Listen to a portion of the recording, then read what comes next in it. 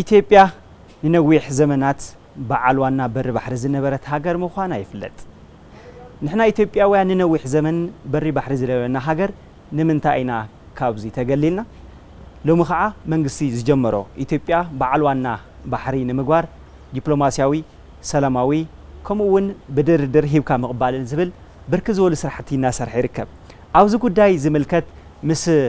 ተወለድቲ ክልል ትግራይ ኣብ በር ባሕሪ ዝምልከት ይህን ምህና ተባህልና ክንጸንሕና ተመልከትና ሓቢርኩም ነጽንሑ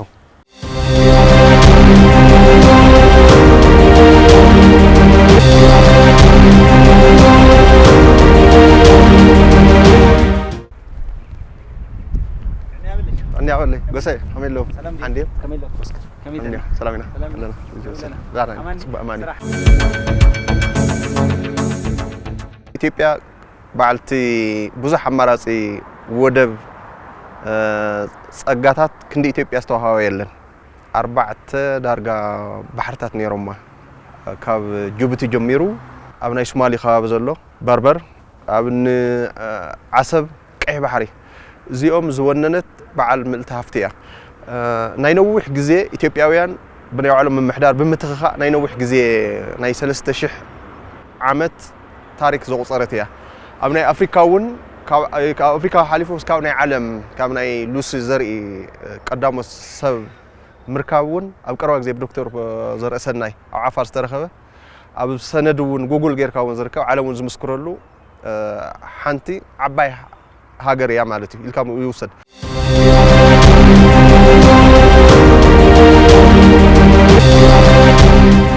العالم بصفحات مريت بناب بحر بر زلوا قربت مس إثيوبيا كمناي إثيوبيا هونتات خوينو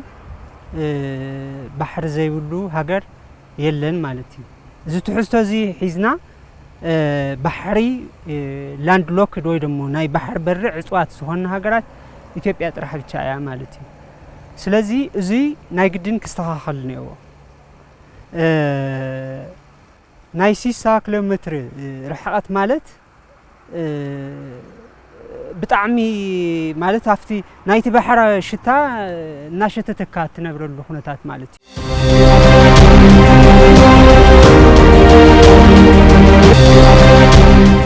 ቀይ ባሕሪ ክባሃል ተሎ برحقات درجة ناب إثيوبيا قربا بوتايو ካብ ጥንት ጀሚሩን ናይ ኢትዮጵያ አካል ዝነበረዩ ኢትዮጵያውን ሙሉእ መብት ዝነበራዩ ተጠቃሚነት አገልግሎት ናይ ምርካብ ብለምንም ከልካሊ ነይሩዋዩ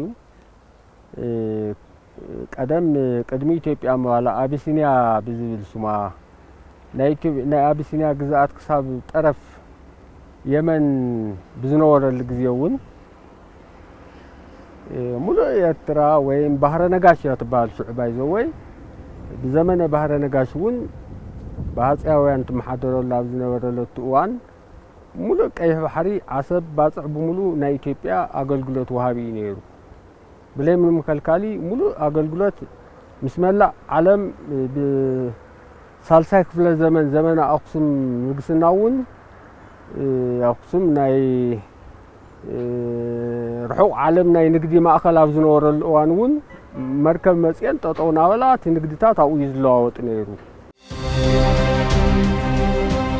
كيف عارك بحال إثيوبيا راح يكونن زوري بتاعم سفيحيو كم مترانين بحر جميرو ني السودان جبصن يمن زحوسه ناي بحري سفيح ملكا مدر بحراو ملكا مدر سفيحيو أفتوش تبزح هفت جنتات ونلو نرأس هلا بنجاب مستعلين كواجه هلو فرسيك أي بحري معي كيستي أي ملسني لهم كم سو فكروا وانت ساخي علم أنا يوم جمرة أخوينات عروة مالتي تساخي علم نايم متصبي هذا ماي دحر فدريشن هاي لس نقص هاي السلاسة نبي إثيوبيا مسمسوا إيرترا نحمس عامة بتحت إثيوبيا أخوينا أنا يجزات هاي السلاسة أو 10 شعات ما ينادر جزات تحاول سوا سكاو كراك زين أو أنا إدنا إنيرو ቀይ ባሕሪ ብለምንም ጥያቄ ናይ ኢትዮጵያ አካልዩ ናይ ኢትዮጵያ አገልግሎት መሆዊ እዚ 1-2-3 የልየን ሳብት ማሊክ ሳዕ መንግስት ኃይለ ማርያም መንግስት ዘመነ ግዛት አገልግሎት ዝነበረ ኢብናትና ዓድመውን ወጽሕና አለና ቀደም ካብ ናሃጽ ዮሐንስ ጀሚሩውን በጀግናው ራስ አላባ ነጋ ዘመነ ግዛቱውን ቀይ ባህር መለሽ ይዝባል ነይሩ ናይ ኢትዮጵያ ግዛት ሲ ተባህር ባዕሊ ዝኽልክሎ ነይሩ እምበር ካውን ካብ ባህር ናብዚ ካሊ መንግስት አይነበረን ናይ ኢትዮጵያ መንግስቲኦም ዘመሓድርዎ አገልግሎት ዝውል ነይሮም ናይ ኤርትራ አቀማምጣ ተሪኢና ከም ብምዕራብ ወገን ወይም ደግሞ በሱዳን መዳዋዊ አካባቢ ስፍሕ ዝበለ ቦታ ሃሊዋ ካውስ ካብ ጅቡቲ ዘሎ ዝኹላ ብሽሕ ኪሎሜትር ዝኣክል ከም መስመር ወይም ደግሞ ከም ሓጽር ብቻ ተሓጺራ ዘላ ማለት እዩ ስለዚ ምቕራው ብቻ ዘይሆነ ዘሎ ናይ አከላልልኡ ንሃገርነት ወይም ደግሞ ንምዕባለ ተባሂሉ ዝተሰርሐ ዘይኮነስ ንሓደ ሃገር ሓጺርኻ ንምሓዝ ብዝመስል መልክዕ ዝተተሓዘ እዩ ኢትዮጵያ ንብርክ ዝበሉ ዘበናት በዓል ዋና በር ባሕሪ ዝነበረት ምብራቕ አፍሪካዊት ሃገር እያ ብፍላይ ኣብ ቀይሕ ባሕሪ ዝነበራ ልዕልና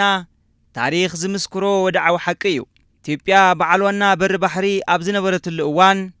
ኣብ ወደባታ ብዙሕ ሃፍቲ ኢንቨስት ከም ዝገበረት ይሕበር ኣብዚ ዛዕባ እዚ ባዕርስቲ ምዃና እውን ይግለጽ ኣብ ጥንቲ ጀሚሩ ኣብ ቀይሕ ባሕሪ ዙርያ ሳዕ ወደብ ሳብዓ ባጽዕ ዘሎ ብዙሕ ሃፍቲ ኢንቨስት ገይራ ኢትዮጵያ ስለዚ ርስትኒ እዋይ ብጽሒትኒ እዋይ ማለት ይብኻሊ ቋንቋ ስለዚ እዚ ናብ ፍትሓዊነት ናብ ሕጊ ኣግባብ እንተኮይዱውን ድርሻኒ እዋይ ብጽሒትኒ እዋዩ ይሰምዕ አካል እንድሕረሉ ይሰምዓዩ ዋንኡ ትጉዳይ ተንቀሳቅሶ ኢትዮጵያ ራን ትግበሮ ትጀምሮ ኩሉ ዜጋ ክሕግዛዩ ኩሉ ዜጋ ብዝኻል ዓቕሙ ሳፖርቲንጉ ወይም ድጋፉ ክህባዩ بحق فتح عينون منم قلصي منم شفنفن يولن زي زحصاب يولو زغفر يولو قلص الزركبيو يواصيو يخيدوي لا يامن ኣብ ጉዳይ ቀይሕ ባሕሪ ንዝህልወና ባዕልዋናነት ንምዕዋት ኣብ ሰለስተ ዛዕባታት ኣዲምና ኢና ታሪኻዊ ርስና ክንካታዕ ይግባእ ይብሉ ፖለቲከኛ ገብረስላሴ መዝገበ ክንምጉት ከለና ግን ኣብ ናይ ቀይሕ ሰለስተ ዓይነት ሒዝና ኢና ዓለም አቀፋዊ ሕጊ ጂኦግራፊካል አቀማምጣን ታሪክን ተመርኩስና ኢና ንጥይቅ ንዚኦም ተመርኩስና ኣብ ንጥይቀሉ ኣብ ንምጉተሉ بعلم أقف حق بعلم أقف تزي مفتحات تزي مجمرة بدردر على خان على خم كوري 135 مليون يكون نزوج 130 مليون يوزح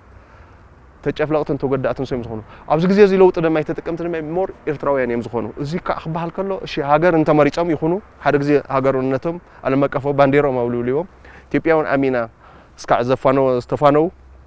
أنت ما تشوف مينورو ناتهم مريض أميو عصب زبهالجن بتحزت جنس إلهم مازلوا تاريخ نا أكل إرترا خوينو أي فلت نسموني فلتيهم. إثيوبيا عبقيه بحري تجورو نايب علوان النت مسل نخيت تكام زجبر شرحي يبلو بوليتيكنيا تكاششاي. ناي إرترا أجندة بحر متكام زي كونس ني إثيوبيا بحر معزاي بزمسل ملكوعي. سلازي زي فتحاوي انديام تزحلف سرعات نمرر له كل من تايزي زي فتحه إلنا نمر تخوينا ناي هاجر سمعيت ناي هاجر كبري أي سمعي نيرو سلطان زلو راح زي كونس كم ترى زي جاون أي سمعي نيرو لمن تايز نجارزي كفتسام غيرو دحر عاد نزول لا 3 عامات وي 10 عامات لمن تايز عينت زي بتقامات هوين صنيحو بعين ما عاد كوري صنحن مجمريا كفصمو ينوري دحرون ناي ኢትዮጵያ ስልጣን ምስሓዝካ ናይ ኢትዮጵያ ህዝቢ ምስራእኻ ናይ ኢትዮጵያ ታሪክ ምስፈለጥኻ ንዑቱ ዝተጋጋኻዮ ስሕተት ንምምላስ ንምንታይ እዩ ዘይተጻዕረ ኢልና እንድሕር ማሪርና ሆይና እዚ ሓድሽ መንግስቲ እዚ ኣጀንዳ እዚ ከልዕል ከሎ ናይ ኢትዮጵያ ታሪክ ይኸብር እዩ ናይ ዝተኸፈለ ናይ ኣሽሓተ ዓመት ናይ ወለዱ ታሪክ يخبري قبلي مالتي سلازي فتحاون فرقان يو خون زقبو يو مالتي عب تاريخ عالم نبر بحري ب60 كيلومتر رحقت تركب بحتاويت هاجر إثيوبيا طرحيا إثيوبيا دما تفطرو بنصا زعدلا صقاتات ልክዕ ከም ዓብይ ግድብ ህዳሰ ኣብ ቀይሕ ባሕሪ እውን ናይ ምጥቃም መሰል ከም ዘለዋ ይጽራሕ 60 ኪሎ ሜትር ንኢትዮጵያ ኣብ ዝኾነ ቦታ እዩ ዘሎ ስለዚ ኢትዮጵያ ጸጋታታ ክትጥቀም መብታ ይልክዕ ከም ኣባይ ግድብ ናብ ረብሓታታ ዘውዕለቶ ካብ መሓንቆን መእሰርትን ድንቁርናን ኣይከኣልን ዝበሃል ዝነበረ ዝኸበደ ናይ ኣባይ ምግዳብ እዩ ዓሰብ ንብረቱ ኢልካ ምጥያቅ ግን ነውረ ይኮነን ትዝቀለለ ንሱ ህዝቢ ኢትዮጵያ ንመንግስቲ ኢትዮጵያ እዚ እውን ክትግበር ይኽእል እዩ ስለዚ ዓሰብ ብትሕዝቶ ገንፂ ሲጀመር መጀመርያ ሰርሖቱ ናይ ማህልቅ መእሰር መቆም ዘሎ ቦታ ዝተሰርሐሉ ብናይ ኢትዮጵያ ወፃኢ እዩ ኤርትራ እንዲያም ተሓታቲት ያው ዘለው ጠቅላላ መርከብን ናይ ባሕር ኃይል ዝነበሩ ጀልባ ቀላልን ከበድትን ጀላው ቀዘፍቲ እንዳ ከም ዘለው ወሲዳቶም እያ ሃፍቲ ኢትዮጵያ እዮም ናይ ሙሉ ኢትዮጵያ ተሻዓንተ ክልላት ሃፍተ ጸጋ ገነት እዩ ተተገንፂላ ቶም ሙሉ ንብረት ክተርኮም ይዝግባእ ግን ዘሎ ሁሉ ወሪሳ ያ ከይዳ ተጠቂማቶ ያ መራኽብና ተበታቲነን ባሕር ኃይልና ተበታቲኖም ብጣዕሚ ብዝሕዝን መልክዑ ናይ ኣያ ዘሎ ታይ ዝበሃል ዝሓዙ ሒዞም እዮም ከም ተገይሩ ይፍለጥ እቲ ታሪክ ዋዕሉ ከውፀ እዩ ኢትዮጵያ ኣብ ቀይሕ ባሕሪ ዘለዋ ታሪኻዊ በዓል ዋናነት ጋህድን ምግባር ፍትሒ ትደሊ ሃገር ምዃና እውን ብተደጋጋሚ ዝግለጽ ሓቂ እዩ አንሕና ፍትሒ ኢና ንጽበ ዘለና ማንም በሽሓት ኪሎ ሜትር ዝኣክል ርሕቀት ዘለዎ ናይ ባሕር በሪ እንኳን ዶ ኣብ ሓደ ታሪኽ ኣብ ሓደ መንግስቲ ዝነበርና ኢትዮጵያን ኤርትራን ንኻሊ ብዙሕ ተሃልየን ብዙሕ ሃገራት እውን ከገልግል ዝኽእል እዩ እንኳን ዶ ለኽልተናስ ለኻሊ ዝኣክል እዩ ስለዚ አንሕና ለዓላውነት ሃገር ነኽብሪና ግን ለዓላውነት ሃገር በኢትዮጵያ ብዝጎድእ መልክዕ ክኾን የብሉ እዩ እምበር ምስ ለዓላውነት ሃገር ተጻብኦ ስለ ዘለና ወይም ደሞ ካልኦት ህዝብታት ንምውጻዕ ኣይኮነን ስለዚ ሽሕ መንገዲ ተሃልዮም ሰላማዊ መንገዲ ዝፍተሕሉ ብሽሕ መንገዲ ክንኸተል ኢና ማለት እዩ ወዲ ሰብ ናይ ተፈጥሮ ጸጋ ናይ ምጥቃም መሰል ተፈጥሮዊ መሰል እውን እዩ ባሕር ኣለና ደረቕ መሬት ኣለና ግዛኣት ክልል ምሕደራና እዩ ተኸባቢና እዚ ተፈጥሮ ጸጋ ዝለገሰትልካ ግን ኣይትርባሕን ኢሉ ብናይ ፖለቲካ ውልንቅጥን ሽርሕን ካስእነካ ከሎ ግን ግቡእ መሲሉ እውን ኣይስምዐንን ተወለዶ ዘለውን ነቂሑ ኣብ ናይ ጻውዒት መንግስቲ ቀሪቡ ኣብ ናይ ዋዕላ ዓሸራ ናይ ቀጻሊ ውልድ ወለዶ እውን ብፋይናንሻል ኢትዮጵያ ዝማዕበለት ዓዲ ኮይና ኣብ ዝሕሸ ናብራ ተነባሕትን ክንከውን ኣብዚ ክረባረብ ዝግባእ ኢትዮጵያ በዓል ዋና በሪ ባሕሪ ምንባራ ምርትዑታትን እኹላት ምስክራት ዘለዋ ዓዲ እያ ይብሉ መምህር ተክሌ ኣርኣያ ኣየናይ ሓቂ ንዝብል እኹል ምስክር ነይዎ ዓበይቲ ዓዲ ኣለዉ ምሁራን ኣለዉ ናይ ታሪክ መዛግብቲ ኣለዉ ብዙሕ መረዳእታት እኒአው እዮም እዚ ምንም ዲያሎግ ዘየልዮ ግልጽ ዝበለ ሓቂ እዩ ዓሰብ ቀይሕ ባሕሪ ሙሉእ ዓሰብ ባጽዕ ናይ ኢትዮጵያ ኣገልግሎት መውህቢ እዮም ነይሮም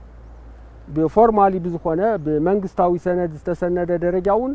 በዚ ተቐሚጡ ዝርከብና እቶም ኣብ ማእኸል ናይ ኢትዮጵያ ጥቕሚ ንኻሊእ ኣካል ሕሊፎም ሂቦም ኢትዮጵያ ባሕሪ ኣልባ ዝገበሩ ኣደነው ንሕና ሕዚ በዚ ሕዚ ሰዓት ጥያቄ እዚ ነትስኦ ዘለና ናይ ዓሳ ናፍቆት ወይ ናይ ጨው ጽምኢ ነርና ይኾነን ርስቲ ጉልቲ ብትክክል ንበዓል ርስቲ ንበዓል ጉልቲ ክምለስ ስለ ዘለዎ እዩ እዚ ደሞ ናይ ፖለቲካ ጌም ይኾነን ናይ ፍትሒ ጉዳይ እዩ ኣብ ታሪኽ ኣጋጣሚ መንግስታት ዝነበረካ በሪ ባሕሪ የስእንኳን የርክቡኻን እዮም ኣብ ዝሓለፉ 30 ዓመታት ዝሰኣናዮ በሪ ባሕሪ ሕዚ ዘሎ መንግስቲ ነዚ ዝሰኣናዮ በሪ ባሕሪ ንምምላስ ዝተፈላለዩ ጻዕርታት ኣብ ምግባር ከም ዝርከብ ፖለቲከኛ ገብረ ስላሴ መዝገበ ከም ዝክብሉ ይገልጹ መንግስትታት ባሕሪ ወደብ የስኡንኻ መንግስታት ባሕሪ ወደብ ይምልሱልካ ኣብ ቀዳሞት ዘስኡና ሃይለ ስላሴ ተመሊሱ እዩ ኣብ ናይ ቀረባ ግዜ ሓደ ዝሰኣናዮ ድማ ናይ ዘመነ ብልጽግና ድማ ንሳ ሓድሽ ወለዶ ብዲፕሎማሲ ይኹን ብዝተፈላለዩ መልክዑ ሃፍተ ገነት ተጠቃሚ በዓል ንብረት ኢኻ ዝብለካ መንግስቲ ትክክለኛ ህዝባዊ መንግስቲ እዩ ኢለ ዝወስዶ